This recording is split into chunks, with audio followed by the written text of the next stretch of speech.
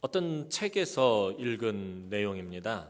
근데 요즘 하도 무슨 얘기만 하면 여혐이다 막 그래가지고서는 조금 그런데 저는 절대로 여자를 혐오하지 않습니다. 여자를 무서워하는 사람 중에 한 사람입니다. 나이가 들수록 여자가 힘이 세진다는 것을 알고 있고요. 여자한테 잘 보여야지 나이 먹어서도 밥을 먹을 수 있다는 것을 배워가고 있습니다. 그래서 절대로 여자를 혐오하지 않습니다. 그래서 오해하지 않고 들으시기 바랍니다. 20대 여자는 축구공에 비유한다고 합니다. 그래서 20명의 남자가 이 공 하나를 보고서는 막 정신없이 쫓아다니듯이 20대 여자는 많은 남자들이 막 쫓아다닙니다. 30대 여자는 농구공이라고 합니다. 숫자가 좀 줄어서 10명의 남자들이 그 공을 가로채기 위해서 정신없이 뛰어다닌다고 합니다. 40대가 되면 40대 여자는 골프공이라고 합니다. 그래서 모든 남자가 다 떠나버리고 오직 한 남자가 남아서 가방에 넣어가지고 다닌다고 합니다. 50대 여자는 탁구공이라고 합니다. 무서워서 받자마자 넘겨버린답니다. 오기가 무섭게 막 휙휙 넘겨버린다고 합니다. 그리고 60대 여자는 피구공이라고 합니다. 그래서 피하기만 한다고 해요. 그래서 잘못 맞으면 한 방에 죽습니다. 그래서 절대 안 맞으려고 피한다고 합니다. 그리고 70대 여자는 70대 이상 우리 여성분들은 오잼이라고 합니다. 자기는 공이라고 생각하는데 남들은 오잼이라고 합니다. 그래서 박 터지게 박에다 던지고 그런다고 합니다. 이런 것을 보면 젊음도 자랑할 것이 못되고, 그렇죠? 아름다운 것도 자랑할 것이 못됩니다. 육체적인 것들은 다 한때뿐입니다. 그래서 성경도 꽃은 시들고 푸른 마르나 내 하나님의 말씀은 영영이 서리라 라고 말하고 있습니다. 우리의 육신이 풀과 같고 우리의 몸이 아침 안개와 같다라고 성경은 말합니다. 그래서 우리가 육신에 대한 것들을 결코 자랑할 것이 못 된다라는 것입니다. 그런데도 우리는 왜 그토록 육체의 자랑에 집착하면서 사는지 모르겠습니다. 조금이라도 더 잘나 보이려고, 조금이라도 더 자랑하려고, 그래서 육체의 것들을 그렇게 자랑하면서 육체의 모양을 내려고 하면서 살 때가 참 많습니다. 요즘 우리나라를 갖다 성형대국이라고 부릅니다. 육체의 모양을 내는 것에 어린 사람부터 나이 많은 사람까지 그렇게 집착하고 매달린다고 합니다. 어제 잠깐 들었던 TV에서 나왔던 어떤 노랫말 가사가 참 가슴에 찡하게 와닿았습니다. 그 가사가 뭐냐면은 이런 가사였습니다. 우리는 늙어가는 것이 아니라 세월 속에서 익어가는 것이다. 왠지 그 얘기를 들으면서 가슴이 찡했습니다. 우리 어른들 생각이 막 떠올랐어요. 아브라함의, 사라의, 한나의 분들이 모습이 딱 떠올랐어요. 우리 아브라함의, 사라의, 한나의 분들은 세월 속에서 늙어가는 것이 아니라 하나님 앞에서 아름다운 열매로 익어가는 것입니다. 그래서 하나님께서 기뻐 받으시는 열매로 점점 되어가는 것입니다. 그래서 나중에 하나님 앞에 갔을 때 하나님이 정말 좋아하시는 그런 열매로 하나님께서 기쁘게 받음을 받는 우리 아브라함의, 사라의, 한나의 뿐만 아니라 우리 남흥의 성도들이 되었으면 좋겠습니다.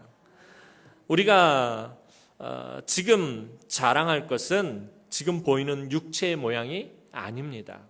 여러분들이 자랑해야 할 것이 도대체 무엇입니까? 오늘 본문 말씀을 통해서 우리가 자랑해야 될 것이 무엇인지 다시 한번 살펴봤으면 좋겠습니다. 갈라디아서 6장에서 사도 바울은 신앙은 육체의 모양을 내려고 하는 것이 아니다라고 말하고 있습니다. 아까 말씀드렸던 것처럼 사람들이 그렇게 육체의 모양을 내려고 합니다. 이것은 우리의 삶뿐만 아니라 신앙에서도 마찬가지고 일반적인 삶에서도 마찬가지고 그렇게 육체의 모양을 내려고 한다라는 것입니다. 그런데 신앙은 우리의 육체의 모양을 내는 것이 아니라고 사도 바울은 말하고 있습니다. 무슨 말이냐 하면 신앙은 다른 사람에게 보여주기 위해서, 다른 사람에게 칭찬받고 인정받고 자랑하기 위한 것이 아니다라는 것입니다. 하나님께서 나를 어떻게 생각하시는지 그것이 중요하다라는 것입니다. 하나님 도대체 나를 어떻게 생각하실까? 하나님께 칭찬받아야 하고 우리가 자랑할 것은 나의 육적인 것이 아니라 오직 하나님 나라와 나를 구원하신 주님의 십자가밖에 없다라고 바울은 강조하고 있습니다. 오늘 14절에 내게는 우리 주 예수 그리스도의 십자가 외에 결코 자랑할 것이 없으니 라고 오늘 사도 바울이 말하고 있습니다. 복음이 무엇입니까? 복음을 한마디로 말하면 그것은 십자가입니다. 예수를 믿는다라는 것은 그분이 나를 위해 지신 그 십자가를 붙들고 그 십자가를 자랑하는 것입니다. 내가 예수를 믿는다라는 것이 무엇입니까? 나를 위해서 그 몸까지 아낌없이 내어주시고 희생하신 우리 주님, 우리 주 예수 그리스도께서 지신 그 십자가, 그것을 붙들고 그것을 의지하고 그것을 자랑하는 것이 바로 예수를 믿는다라는 것입니다. 우리 삶에는 여러 가지 자랑할 것이 많이 있습니다. 자랑하자고 하면 모든 것이 다 자랑할 거리들입니다. 아유, 목사님, 전 자랑할 것이 없는데요. 그래도 사실 자랑하자고 생각하면 자랑할 것이 다입니다. 머리에서부터 발끝까지 다 자랑할 것밖에 없어요. 여러분, 제 콧구멍 안에 이따만한 점이 하나 있거든요. 여러분 없죠? 자랑할 거란 말이에요. 자랑하자고 하면은 모든 것이 다 자랑할 거리들이라는 것입니다. 그러나 사도 바울은 예수께서 못 박혀 돌아가신 그 십자가가 성도들의 유일한 자랑거리이고 신앙의 핵심이라고 말합니다. 오늘 우리가 자랑하며 마음속으로 뿌듯하게 생각하는 것이 무엇인지 살펴보면 우리의 신앙의 위치와 우리의 신앙의 모습을 알 수 있습니다. 내가 지금 마음속에서 내가 지금 자랑할 게 뭐가 있나 하고 한번 생각해 보시기 바랍니다. 그래서 내 마음속으로 지금 뿌듯하게 이건 참 내가 자랑할 만하지 하고 있는 바로 그것이 나의 신앙의 모습이고 나의 신앙의 위치입니다. 내게 물질, 학벌, 자녀, 집, 자동차, 새로 산 명품 이런 것들은 수많은 자랑거리가 됩니다. 우리가 그런 것들을 자랑합니다. 자신이 이룬 것, 행한 것, 또 자녀나 가족 중에서 자랑거리가 있을 수 있습니다. 자녀가 좋은 대학에 들어간 것, 자녀가 좋은 직장에 취업한 것, 또 내가 어떤 좋은 일을 당한 것, 그 외에도 수많은 것들 자랑할 거리가 있습니다.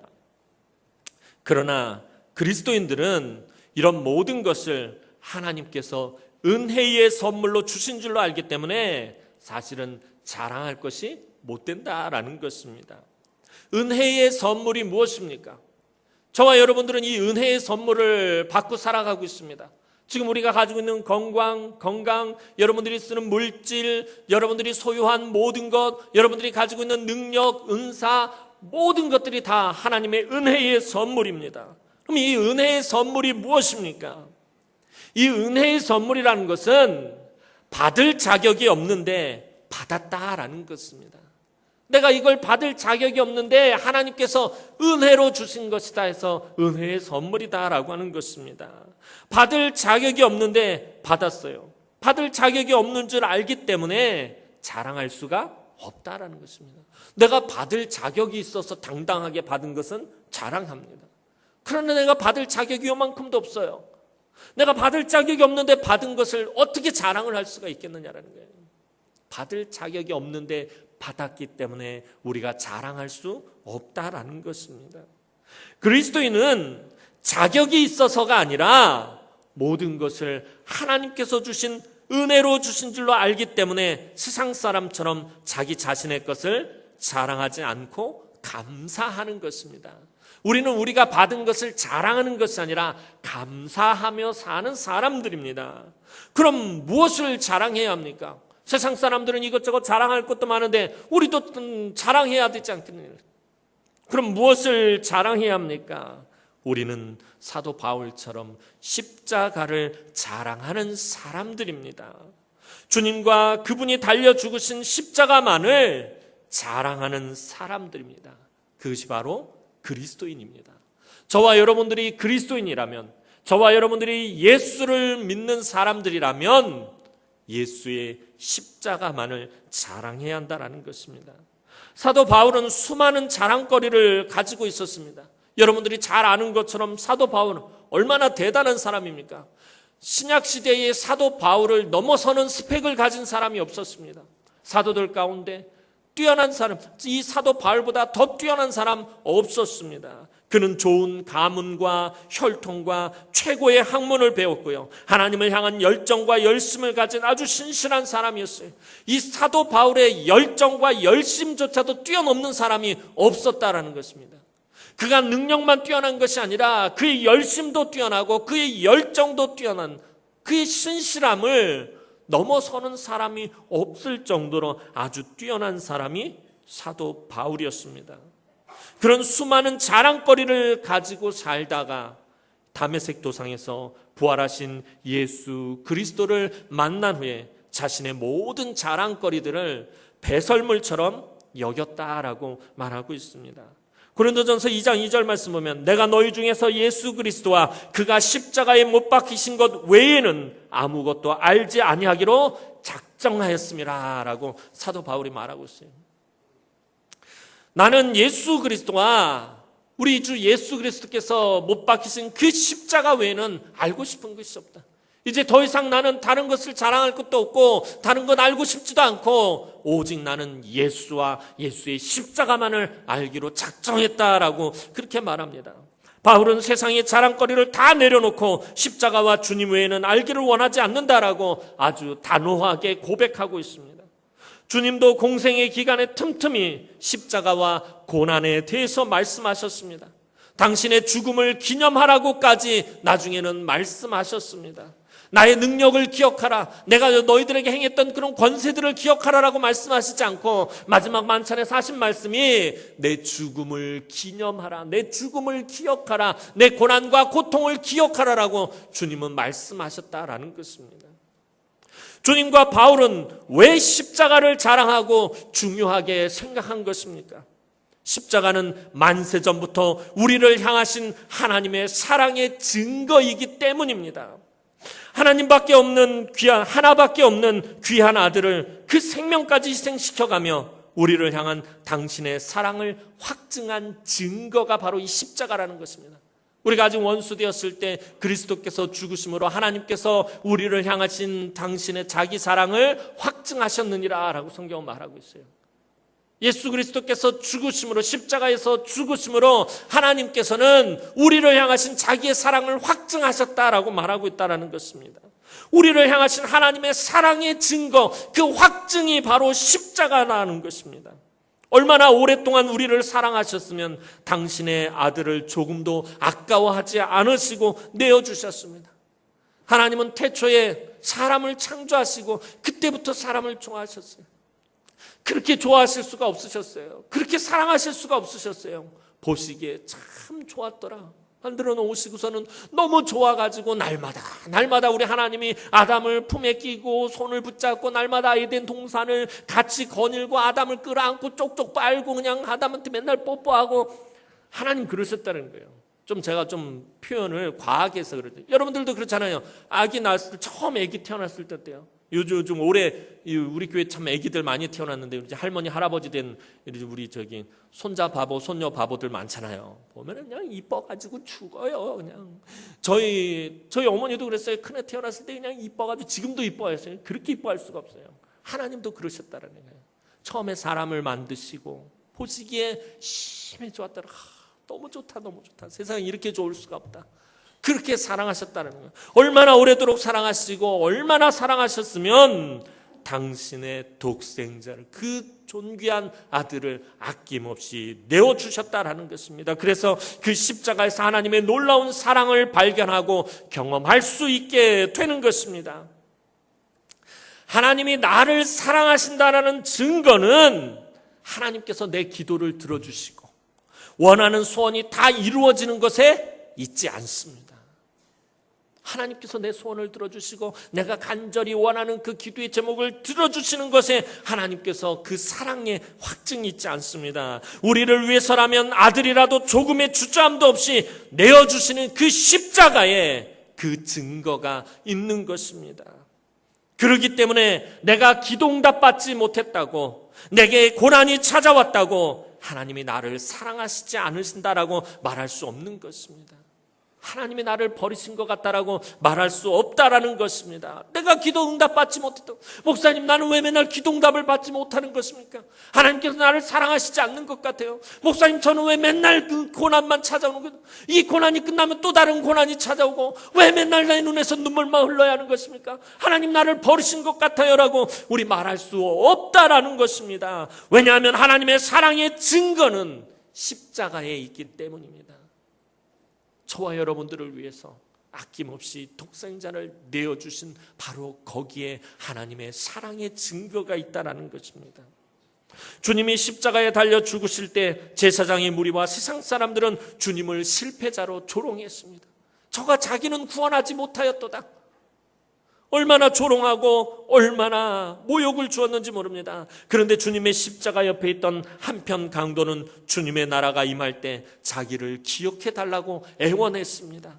그러자 주님은 주님의 나라가 임할 때라고 말하지 않고 그래 나중에 라고 말씀하시지 않고 오늘 네가 나와 함께 낙원에 있을 것이다 라고 말씀하셨다는 것입니다. 무슨 말입니까?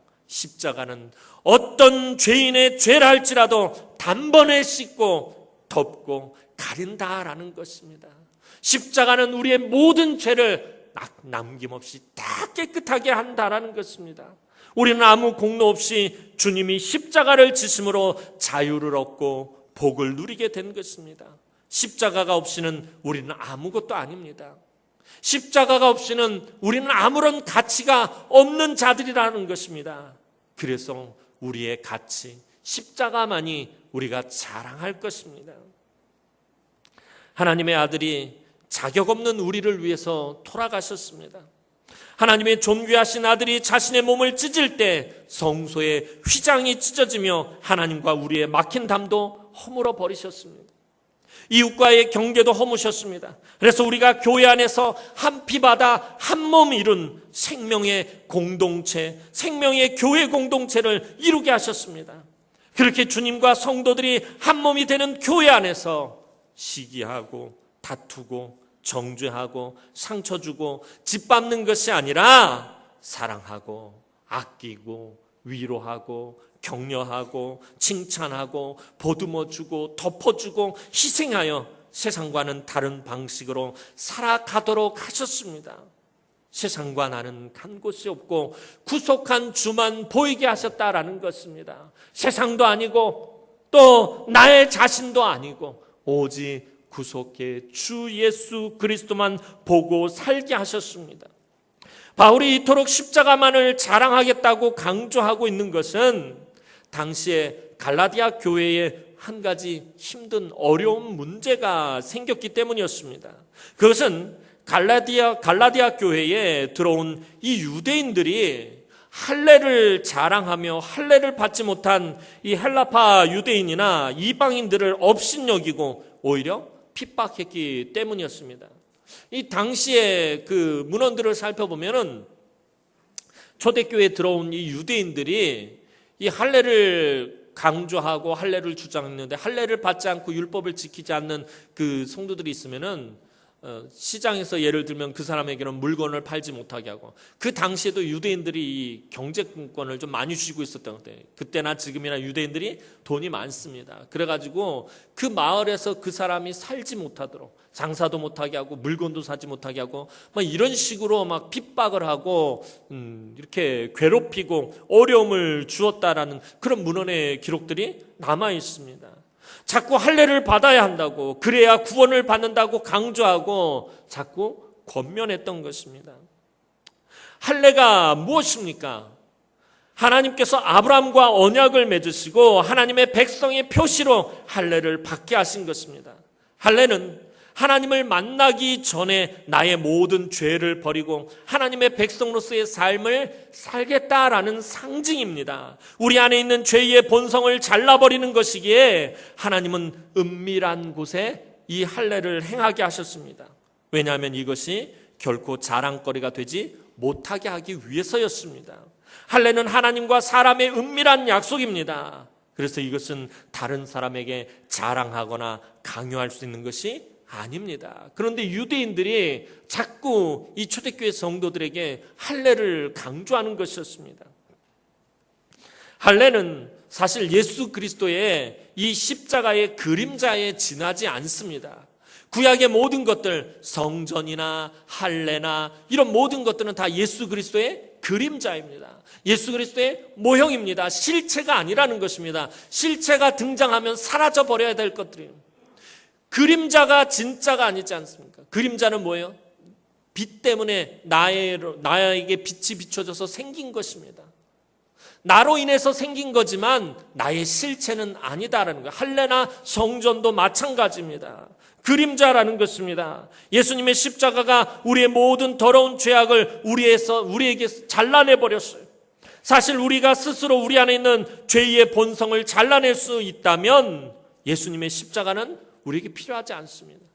저와 여러분들 스스로가 죄의 문제를 해결할 수 있다면 예수님께서 십자가를 지실 필요가 없었습니다. 그런데 우리가 스스로 죄의 문제를 해결하지 못합니다. 우리가 이 땅을 살아가면서 죄를 한 번도 안 지을 수가 없습니다. 아무리 노력하고 수고하고 고행을 해도 우리 안에 죄의 본성을 잘라낼 수가 없다라는 것입니다. 아무리 내가 노력하고 애쓰고 수고하고 경건하게 살려고 온갖 몸부림을 다 해도 우리 안에서 죄의 본성을 잘라내버릴 수가 없습니다. 그래서 하나님의 아들이 사람의 몸을 입고 이 낮고 천한 곳에 내려오셔서 우리를 대신해서 십자가 위에서 죄값을 치르고 죽으셨습니다. 우리 안에 있는 죄의 본성을 우리 주님께서 십자가에 함께 못 박고 함께 죽으심으로 우리에게서 그것을 잘라내 버리셨습니다. 그리고 하나님은 우리가 하나님의 아들과 함께 죽은 것으로 우리의 죄를 십자가에 함께 못 박은 것으로 간주하셨습니다. 물론 내가 죽은 것은 아닙니다. 내가 손과 발에 못이 박힌 것도 아닙니다. 내가 옆구리에 창을 찔린 것도 아닙니다. 내가 채찍에 맞은 것도 아닙니다. 하지만 나를 위해서 그렇게 하신 예수 그리스도를 믿을 때에 하나님께서 그러하다 인정하시며 우리를 용서해 주시고 하나님의 자녀 삼아 주셨습니다. 그러므로 하나님의 아들이 이 땅에 오시면 더 이상 할례가 필요 없는 것입니다. 이제 주님께서 십자가에 달리신 후로부터는 할례가 더 이상 의미가 없습니다. 할례는 모델하우스와 같은 것입니다. 집을 짓기 전에 먼저 모델하우스를 지어서 많은 사람들에게 어떤 집을 지을 것인지 알려줍니다. 그리고 집을 다 건축하고 나면 모델하우스는 아무리 잘 지었어도 아무리 화려하게 만들었어도 더 이상 필요가 없습니다. 바로 철거해 버리는 것입니다. 그림자의 실체이신 예수 그리스도가 오신 이상 할례는 더 이상 그 자리에 있을 이유가 없습니다. 그래서 이제는 할례나 무할례가 중요한 것이 아니라 새로 지으심을 받는 것, 즉 새롭게 거듭나는 것이 중요하다라는 것입니다. 그래서 15절에 사도 바울이 말합니다. 할례나 무할례가 아무것도 아니로되 오직 새로 지으심을 받는 것만이 중요하니라. 예수 안에서 새롭게 거듭나는 것, 예수 안에서 새로운 피조물이 되는 것, 이게 더 중요하다라는 것입니다. 십자가를 믿고 붙드는 사람은 새롭게 거듭나며 하나님의 백성이 됩니다. 십자가가 있기 전까지는 할례를 받아야 하나님의 백성이었지만 이제부터는 예수의 십자가를 믿음으로 붙드는 자만이 하나님 나라의 새로운 백성이 되는 것입니다. 이미 백성이 되었기 때문에 백성의 표시가 필요 없는 것입니다. 그런데 이 간교한 유대인들이 사도 바울, 너도 할례를 받지 않았느냐? 바울, 당신도 할례를 받았잖아요. 할례를 받은 사람이 할례를 반대해서는 되겠느냐? 이게 맞지 않지 않습니까? 당신은 할례 받고 왜 다른 사람도 할례 안 받아도 된다라고 말합니까? 이게 맞지 않습니다 하면서 바울을 아주 집요하게 괴롭혔습니다. 이에 대해 바울은 더 이상 자기를 괴롭히지 말라고 말합니다. 이제는 더 이상 말할 것이 없다는 것입니다. 자기 안에는 오직 예수의 흔적만이 있다라는 것입니다. 그것이 오늘 17절 말씀입니다. 우리 17절 말씀 한번 다 함께 읽도록 하겠습니다. 17절 말씀 보겠습니다. 시작.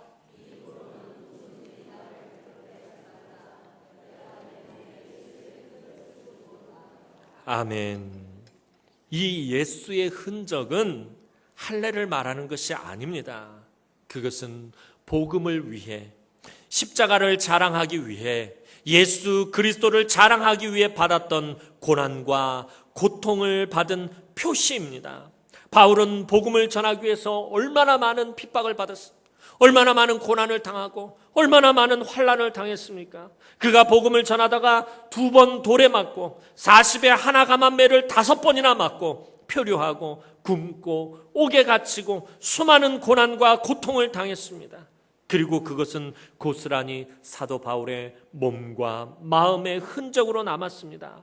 바울은 그것을 예수의 흔적이라고 말하고 있습니다. 그래서 십자가를 붙들기 위해, 복음을 전하기 위해 생긴 흔적을 자랑하라고 지금 말하고 있는 것입니다. 오늘 17절 말씀에 우리말 성경에는 이게 흔적이라고, 예수의 흔적이라고 번역했는데, 이 흔적이라고 번역한 이 말은 헬라어 원문을 보면 스티그마라는 말입니다. 이 스티그마라는 말은 주로 흉터를 나타낼 때 사용하는 말입니다. 우리가 어디 다치고 났을 때 그곳에 흉터가 남잖아요. 특별히 뭐 화상을 당했다든지 크게 어떻게 이렇게 베었다든가 한 곳, 또 그래서 이렇게 봉합 수술을 받은 곳을 보면 이렇게 흉터가 남습니다. 그때 사용하는 말이 이 흔적인 스티그마라는 말입니다. 그런데 고대 사회에서는 주인이 노예의 몸에 자기의 이름이나 자기를 나타내는 문양을 불에 달군 인두로 찍어서 표시했습니다.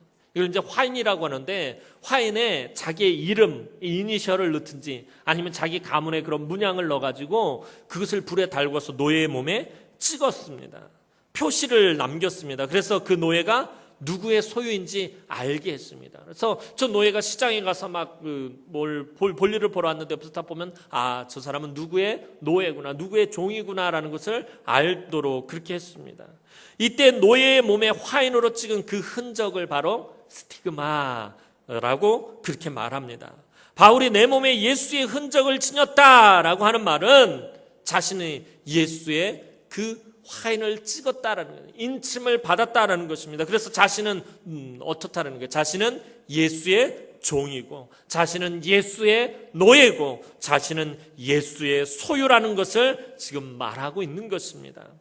이제 종을 나타내는 그 스티그마가 찍히면 그 사람은 자기의 소유가 하나도 없고 모두가 다 주인의 소유가 됩니다. 자기 몸은 물론이고 자기가 가지고 있는 물질과 심지어 아내와 자식들도 전부 다 주인의 소유가 됩니다. 왜냐하면 종은 자신을 위해서 존재하는 것이 아니라 누구를 위해서 존재하기 때문에? 주인을 위해서 존재하기 때문입니다. 또 이 종이라는 말, 이 노예라는 말은 노동이라는 말과 이 노동이라는 개념과 관련이 있습니다. 종 하면 그냥 편하게 먹고 사는 사람을 말합니까? 아니에요. 종은 주인을 위해서 일하는 사람을 말합니다. 그래서 노동이라는 개념과 이 종이라는 개념은 항상 연결이 되어 있습니다. 종은 그런데 주인이 시키는 일을 해야 합니다. 자기가 하고 싶은 일을 하는 것이 아닙니다. 자기가 하고 싶은 일을 하는 사람은 종이 아니라 자유인입니다. 내 마음대로 내가 하고 싶은 것, 내가 하고 싶은 때 하는 사람은 자유인입니다. 종은 그렇지 않습니다. 주인이 시키는 일을 해야 합니다. 내가 하고 싶은 일을 하는 것이 아니라 오늘 주인이 나에게 시킨 일을 해야 합니다. 내가 다른 일을 하고 싶어도 혹은 쉬고 싶어도 주인이 시키는 일을 해야 합니다. 종은 주인이 원하는 일, 주인이 시키는 일, 주인이 기뻐하는 일만 해야 한다라는 것입니다. 또 종은 자기 마음대로 말할 수도 없습니다. 주인이 말할 때만 말해야 합니다. 말하라고 할 때만 말해야 돼요. 주인이 묻는 것만 말해야 돼요. 주인이 말하지도 않았는데, 묻지도 않았는데 주인에게 먼저 말할 수가 없어요. 당시의 종들은 꼭 주인이 묻는 것만 말할 수 있었어요. 자기 마음대로 말할 수조차도 없었다라는 것입니다. 그것이 종의 흔적을 가진 자들의 삶입니다. 오늘 사도 바울의 삶이 그랬다라는 것입니다. 주님이 복음 전하는 것을 시켰기 때문에 복음 전하는 일만 전했던, 그가 행했던 것입니다. 자기가 하고 싶은 일, 자기가 마음껏 자기 자유로 하고 싶어서 한 일이 아니라, 그래서 하는 일들이 아니라 자기는 종이기 때문에, 예수의 종이기 때문에 예수의 복음 전한 일을 한 것입니다. 자기가 하고 싶은 말이 많았어요. 사도 바울도 복음을 전하다 보면 부딪히는 유대인들이 많았습니다. 교회 안에서 항상 문제를 일으키는 사람들이 많았어요. 그들을 향해서 하고 싶은 말이 얼마나 많았겠습니까? 그러나 자기의 감정에 속해서 자기가 하고 싶은 말을 한 것이 아니라 성령의 감동으로 하나님 주신 말씀만 행했다라는 것입니다. 전했다라는 것입니다. 지난주에도 말씀드렸잖아요. 여리고 성을 앞두고서 이스라엘 백성들이 그 성을 돌 때에 한마디도 하지 못하게 했어요. 하나님이 그들은 침묵하게 하셨고요. 여호수아도 그들을 침묵하게 하셨어요. 언제요? 말해야 될 때 말하게 하셨다는 거야. 아무 때나 말해서는 안 된다라는 것입니다. 왜냐하면 저와 여러분들은 하나님의 종들이기 때문입니다. 고대 사회에서 종 말고 또 다른 스티그마를 찍는 사람들이 있었습니다. 그들은 바로 로마의 군병들이었습니다. 이 로마의 군병들은 자기 부대의 표식이나 자기들을 지휘하는 장군의 표식을 군복이나 칼, 방패 같은 곳에 표시하거나 어깨 같은 곳에 문신으로 새겼습니다. 요즘도 이렇게 부대를 가보면, 군대를 가보면 다 사단 마크가 있고요. 그래서 오뚜기 부대 그러면 벌써 이 군복에 오뚜기 마크를 딱 달고 있고, 열쇠 부대 그러면 열쇠 마크가 이렇게 딱 그려져 있고요. 또 맹호 부대 그러면 이렇게 호랑이 마크가 딱 붙어 있습니다. 이게 스티그마입니다. 이 시대의 로마 군병들이 그랬어요. 자기가 로마의 예를 들면 7군단에 속해 있다 그러면 7군단만의 그 표식이 있어요. 그것을 자기의 갑옷이나 방패나 칼 같은 곳에 새기거나 아니면 어깨 같은 곳에 그 표식을 새깁니다. 또 자기의 장군이 되게 유명한 장군이에요. 되게 뛰어난 장군이에요. 예를 들면 율리어스 시저 같은, 케사르 같은 장군이면 자기 몸에 케사르의 그런 표식을 넣곤 했다라는 것입니다. 이것이 스티그마입니다. 오늘 로마의 군병들이 이런 스티그마를 한 것처럼 바울이 자신의 몸에 예수의 흔적을 지녔다라는 말은 자신이 무엇이 된다는 거예요? 예수의 군사가 된다는 거예요. 예수의 군병이 된다는 말과 똑같은 것입니다. 즉 십자가의 군병이라는 것입니다. 군병은 아까 종은 일하는 것과 관련이 있다, 노동의 개념과 관련이 있다라고 말씀을 드렸어요. 그러면 이 군사들은, 군인은 무엇과 어떤 개념과 관련이 있습니까? 전쟁이라는 개념과 관련이 있는 것입니다. 전쟁과 관련 있는 사람들이 군인들입니다. 단순히 전쟁만 관련 있는 것이 아니라 반드시 싸워서 승리해야 하는 사람들이 군인들입니다. 군인인데 맨날 싸움에서 지기만 하면 아무런 의미가 없어요. 내가 예수의 군병이다라는 말은 영적인 전쟁에서 반드시 싸워서 승리해야 한다라는 것입니다. 좋은 군병은 잘 훈련된 군병입니다. 그래서 언제 어디서건 싸워서 승리하는 군병이 좋은 군병입니다. 바울은 예수의 군병으로서 복음을 전하는 영적 전쟁터에서 싸우다가 그의 몸에 많은 예수의 흔적을 남겼습니다. 사랑하는 성도 여러분, 오늘 저와 여러분의 자랑은 오직 주님의 십자가밖에 없습니다. 아까 맨 처음에 말씀드렸던 것처럼 여러분들 지금 자랑하고 싶은 것이 무엇이 있습니까? 지금 입을 열어서 자랑하고 싶은 것이 무엇이 있습니까? 저와 여러분들의 자랑은 오직 주님의 십자가밖에 없습니다. 그 십자가가 저와 여러분을 하나님 앞에서 의롭다 여김을 받게 하고 하나님 나라에 들어갈 수 있게 한 것입니다. 또한 저와 여러분들에게도 사도 바울처럼 분명히 예수의 흔적이 있습니다. 저에게도 예수의 흔적이 있고 여러분들에게도 예수의 흔적이 있습니다. 여러분 각자가 가지고 있는 예수의 흔적이 무엇입니까? 오늘 이 자리에서 예배드리는 여러분들 안에 있는 예수의 흔적이 무엇입니까? 여러분이 믿음을 지키기 위해서 가정과 직장에서 손해보고 피해보고 핍박을 받고 어려움 당한 것이 있다면 그것이 여러분의 예수의 흔적입니다.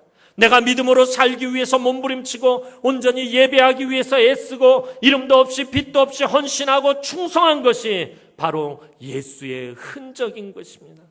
또 동서프라임 아파트 전도를 위해서 현장에 나가서 냉대를 받거나 거절을 당하거나 이 무더위 속에서 땀 흘리며 낙심하지 않고 끝까지 수고한 것이 예수의 흔적입니다. 비록 현장에는 나가지 못하지만 간절한 마음으로 뒤에서 기도로 후원하고 물질로 후원하는 것도 예수의 흔적입니다. 우리가 나중에 하나님 나라에 갔을 때 하나님은 물으실 것입니다. 달란트 비유를 보면 주인이 돌아와 종들과 분명히 계산하는 날이 있다라고 기록되어 있습니다. 하나님은 우리에게서 예수의 흔적을 찾으실 것입니다. 너에게 예수의 흔적이 얼마나 있느냐? 너에게 예수의 흔적이 무엇이냐? 하나님 분명히 물으실 것입니다. 오늘 본문의 흔적이라는 이 스티그마라는 말이 원전에서는 사실 복수로 쓰이고 있어요. 흔적들입니다. 예수의 흔적을 지니고 있노라가 아니라 예수의 흔적들을 많이 지니고 있노라가 원전의 의미입니다.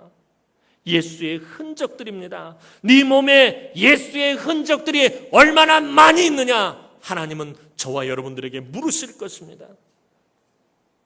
그때에 우리가 기쁨과 감사로 우리 몸에 있는 예수의 흔적들을 하나님께 보여드려야 할 것입니다. 저와 여러분들이 정말 기뻐하며 감사하며 우리 하나님 앞에 자랑하면서 하나님, 나에게는 이렇게 예수의 흔적이 있습니다. 내 몸에는 이렇게 많은 예수의 흔적들이 있습니다. 여러분들 하나님 앞에 보여드려야 합니다. 이때는 하나님 앞에서 자랑해도 됩니다. 우리가 사람들 앞에서는 자랑하지 않아도 되지만 내 몸 안에 있는 이 예수의 흔적들을 나중에 하나님 앞에 갔을 때는 하나님 앞에서 떳떳하게 자랑할 수 있습니다. 하나님, 내 몸에는 이렇게 많은 예수의 흔적들이 있습니다. 하나님, 내가 참으로 이 십자가를 나타내기 위해서, 교회의 덕을 세우기 위해서, 교회의 평안을 위해서, 복음 전하는 일을 위해서, 또 교회가 온전히 세워지는 일을 위해서, 교회가 부흥하는 것을 위해서 하나님, 내가 이렇게 말없이 묵묵히 헌신하고, 내가 때로는 상처받기도 하고, 내가 때로는 고난을 당하기도 하고, 내가 때로는 아픔을 당하기도 하고, 내가 때로는 억울함을 당하기도 하고, 내가 때로는 슬픔을 당하기도 하고, 내가 때로는 여러 가지 힘들고 어려운 일을 당했습니다. 이것이 내 안에 있는 예수의 흔적들입니다. 내가 오직 하나님만을 위해서, 우리 주님만을 위해서 이런 흔적들을 몸에 지녔습니다. 하나님 앞에 여러분들 당당하게 자랑할 수 있어야 한다는 것입니다. 하나님, 내가 이렇게 내 몸에 수많은 예수의 흔적을 지녔습니다. 사랑하는 성도 여러분, 우리가 하나님 앞에 갔을 때 정말 하나님께 보여드릴 뚜렷한 예수의 흔적 하나쯤은 가지고 가야 되지 않겠습니까? 우리가 하나님 앞에 섰을 때 난 예수의 흔적이 없는데 부끄러워서 그 자리에서 그러고 있어야 되겠습니다. 여러분들 안에 만약에 예수의 흔적이 없다면 우리 주님 분명히 이렇게 말씀하실 것입니다. 내가 도무지 너를 알지 못하노라. 예수의 흔적이 없는 너를 나는 알지 못하노라. 그렇게 말씀하실 것입니다. 얼마나 부끄럽겠습니까? 최소한 뚜렷하게 하나님 앞에 보여드릴 예수의 흔적 하나쯤은 우리가 가지고 가야 되진 않겠습니까?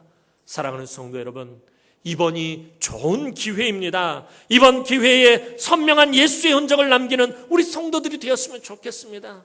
동서 프라임 아파트, 이거 하나님 우리들에게 주신 하나님 좋은 기회입니다. 예수의 흔적을 남길 수 있는 아주 좋은 기회를 하나님께서 주셨습니다. 이번이 끝이 아니라 이번 기회를 시작으로 계속해서 예수의 흔적을 남겼으면 좋겠습니다.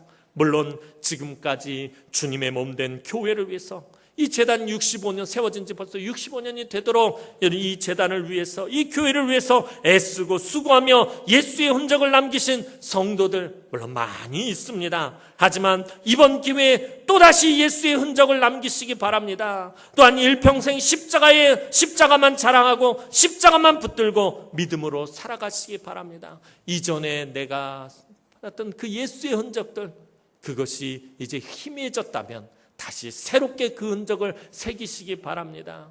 우리가 받은 이 예수의 흔적들, 이것을 지우기 위해서 사탄은 얼마나 애를 쓰는지 모릅니다. 사탄이 예수의 흔적을 지우고 사탄의 흔적을 자꾸 남기려고 해요. 예수의 흔적을 지우고 자꾸 나의 흔적을 남기려고 한다는 것입니다. 이거 내가 했는데, 이거 내가 한 것인데, 이거 내가 헌금한 건데, 이거 내가 봉사한 건데, 이거 내가 헌신한 건데, 이거 내가 한 건데, 자꾸 나를 자랑하게 만들면서 내 안에 있는 예수의 흔적들을 지워버린다는 것입니다. 여러분들이 그동안 아무리 열심히 예수의 흔적을 남겨왔다 할지라도 여러분들이 지금 그 흔적을 다시 새기지 못한다면 사탄은 끊임없이 그것을 지우려고 들 것입니다. 여러분들의 입술을 통해서, 여러분들이 하는 불평과 원망과 고집스러운 말들을 통해서 그 예수의 흔적을 지우려고 들 것입니다. 여러분들, 그 예수의 흔적이 지워져서는 안 됩니다. 그러기 위해서는 우리가 끊임없이 날마다 하나님 나라를 위해서, 예수 그리스도를 위해서 십자가를 증거하며 나아가야 한다는 것입니다. 그 흔적을 남기시고 일평생 십자가만을 자랑하시고 십자가만을 붙들고 믿음으로 살아갈 때에 이 땅에서는 하나님의 사랑과 평강과 긍휼을 충만하게 누리시고 나중에 하나님 앞에서는 착하고 충성된 종이라고, 여러분들 몸에 새겨진 그 예수의 흔적을 바라보시면서 우리 주님이, 우리 하나님 기뻐하시면서 이 착하고 충성된 종아, 잘했다 칭찬받는 우리 남흥의 귀한 성도들이 되기를 주님의 이름으로 축원합니다. 기도드리겠습니다. 사랑과 은혜가 많으신 아버지 하나님, 은혜와 사랑을 진심으로 감사를 드립니다. 오늘도 아버지 하나님, 사랑하는 주의 귀한 성도들은 그 몸과 마음에 예수의 흔적을 남기게 하여 주옵소서. 우리가 오직 자랑하고 기뻐하고 증거할 것은 그 예수의 십자가밖에 없음을 고백하고 날마다 우리의 삶 속에서 예수의 십자가를 증거하고 하나님의 사랑을 확증하는 삶을 살아가는 우리 남흥의 권속들이 되게 하여 주옵소서. 감사를 드렸고 예수님의 이름으로 기도드리옵나이다. 아멘.